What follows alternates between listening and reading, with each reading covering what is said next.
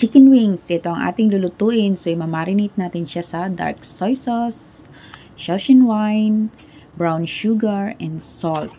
Ayan. I-mix lang natin maigi, guys. Ayan. Tapos, imamarinate natin siya ng ilang minuto.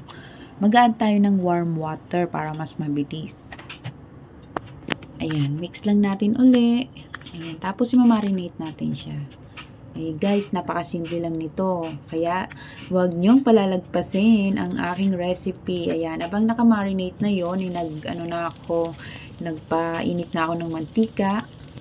At ito na nga, ginigisa ko na ang luya tsaka sibuyas. So, ayan guys. So, konting gisa lang. Tapos, ilagay na natin yung chicken wings na marinate natin. Lalagay natin yung lahat. Pati yung sauce.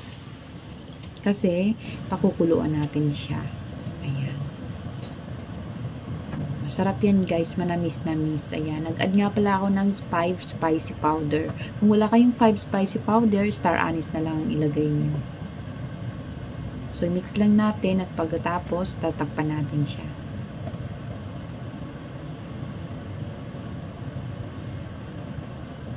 Guys, abangan nyo ang aking mga susunod pang recipe at napakasarap po. Ayan na nga, dahil naluto na siya. So, sungkit ko siya ng tinidor sa gitna. No? Kasi minsan may mga dugo-dugo pa yung gitna. Kaya, tinutusok ko siya ng tinidor. Tapos, mabilis siyang maluto, guys. Anyway, konting lang yan. No? Mga 5 minutes lang. Takpan natin at pagkatapos, luto na yan. Oh, 'di ba guys? Ayan, pwede na natin kainin. Oh, ganda ng pagkaluto, guys. Ganyan talaga ang kanyang kulay.